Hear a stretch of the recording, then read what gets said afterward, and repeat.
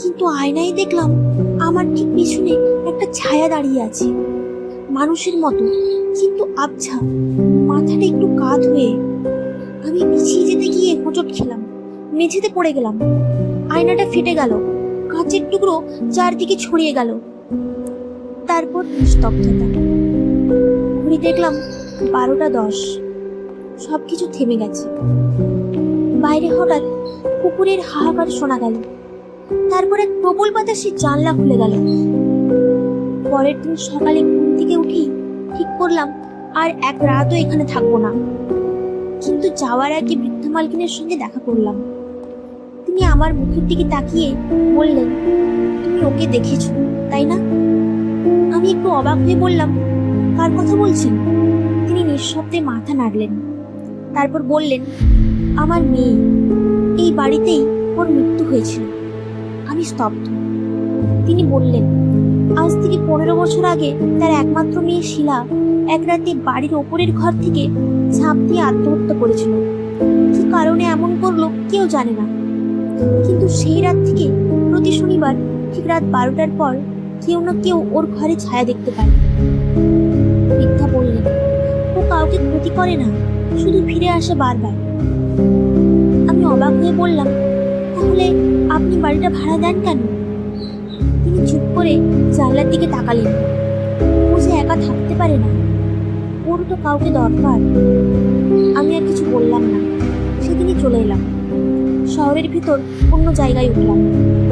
কিন্তু গল্পটা এখানেই শেষ নয়। প্রায় 6 মাস পরে একদিন অফিসের কাজে আবার ওই এলাকায় যেতে হয়েছিল। সন্ধ্যায় গাড়ি নিয়ে যাচ্ছিলাম। হঠাৎ দেখি রাস্তার পাশে ভাঙা গির্জাটা। পুরনো স্মৃতি মনে পড়ে গেল। বাড়িটা দেখতে মন চাইল। যখন পৌঁছালাম দেখি বাড়িটা অর্ধেক ভেঙে পড়েছে। কেউ আর থাকে না সেখানে। গেটের পাশে একটা পুরনো বোর্ড ঝুলছে, বাড়ি বিক্রয় হবে।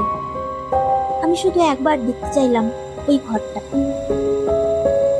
ভিতরে ঢুকে দেখি সব ফাঁকা, কিন্তু দেওয়ালে এক জায়গায় কোনো শিশুর মতো হাতের ছাপ, রক্তের দাগের মতো লালচে। আমি ঘুরে দাঁড়াতেই দেখলাম জানলার পাশে কেউ দাঁড়িয়ে আছে, সাদা পোশাক, লম্বা চুল। আমি ছুটে বাইরে বেরিয়ে এলাম। পেছনে দরজাটা নিজে থেকেই বন্ধ হয়ে গেল।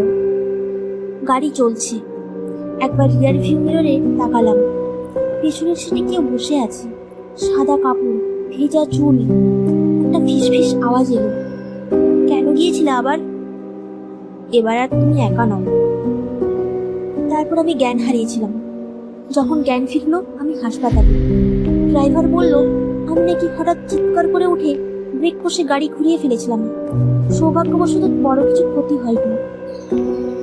কিন্তু সেই রাতের পর থেকে আমি আয়নায় নিজের প্রতিবিম্বে মাঝে মাঝে আরেকটা মুখ দেখতে পাই, ঠিক আমার কাঁধের পাশে দাঁড়ানো। আর আমি এখনো বুঝতে পারিনি সেদিনকার ঘটনাটা সত্যি ছিল নাকি আমারই কল্পনা। তবে একটা কথা নিশ্চিত, প্রতি শনিবার রাত 12টার পর আমি এখনো ঘুমোতে পারি না, কারণ বাইরে যেন কেউ আস্তে আস্তে দরজায় কড়া নাড়ে।